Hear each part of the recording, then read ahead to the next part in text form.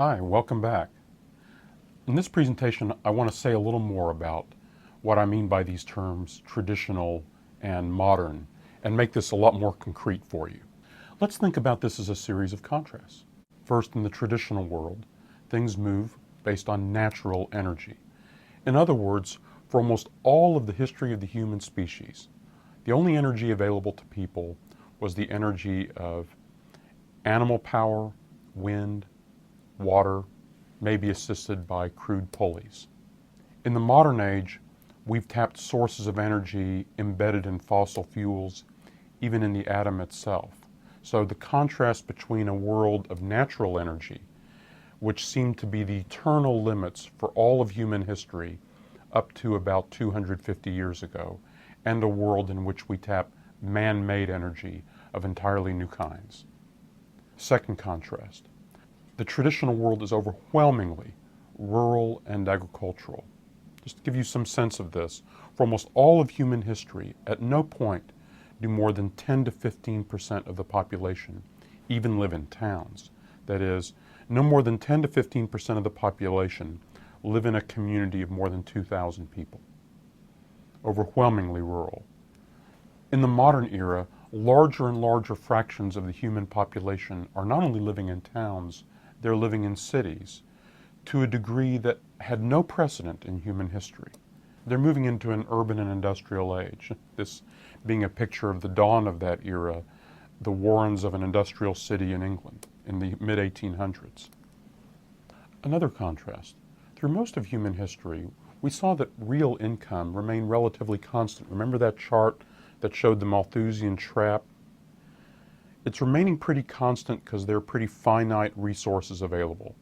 Most people are growing just enough food to get by, they hope.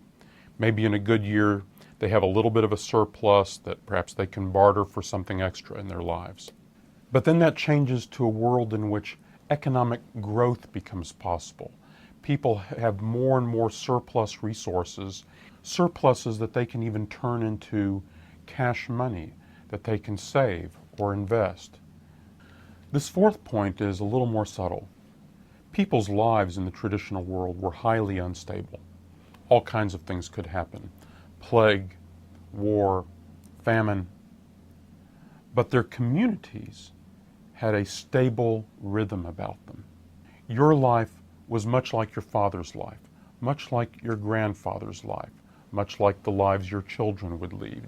So there is this reassuring sense that you see very strongly in traditional communities, that even though their personal lives may be unstable, their communities, their ways of life are highly stable, associated with traditional rituals and ceremonies.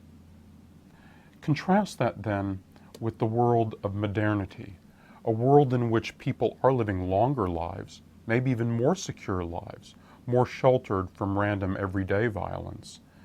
But the communities they live in are now becoming more unstable. The conditions of life changing more rapidly, the way in which people make a living changing, people moving more from one place to the next. So look at the paradox, a traditional world of unstable lives and stable communities to a modern world of more secure individual lives but less stable communities. Another contrast. In the traditional world, religious faith is extremely powerful.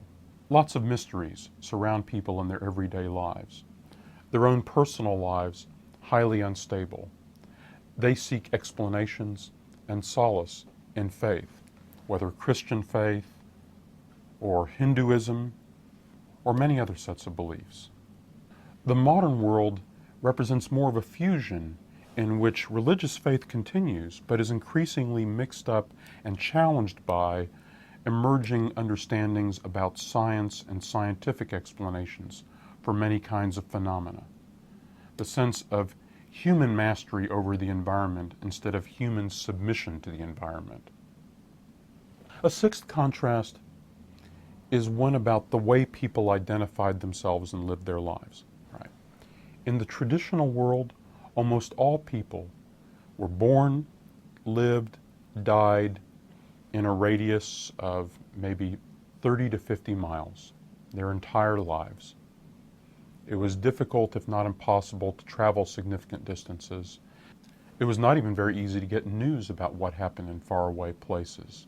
People like kings or emperors were images seen on coins or maybe depicted in a sculpture. Therefore, people's identities, the sense of the community they belonged to, their culture, were intensely local. Many, many more languages, for example, in the world than the number of languages routinely spoken today.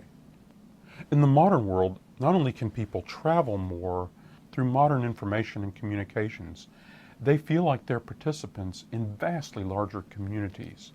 Their identity then becomes more of a mass identity. They're learning from participating in larger beliefs, larger cultures. As a final contrast, in the traditional world, it looks like there are some really powerful states. You look on a map, you see the Persian Empire or the Spanish Empire. But in a way, these are relatively simple states. They're agrarian empires in which you have a king, priest, warrior elite, and they basically extract tribute from peoples they conquer that then helps fuel their military might at the top. Or in the Spanish Empire case, they're extracting gold or silver or something like that that makes the top elite wealthy. But the administrative capabilities of these states were very crude. Their ability to give an order and have it carried out 100, 200, 300 miles away even, modest. You compare that to the powers at the disposal of modern nation states, and you can see the contrast. And we'll be talking much more about those contrasts in presentations to come. In the next presentation, we'll explore some of the why questions around the Great Divide. See you then.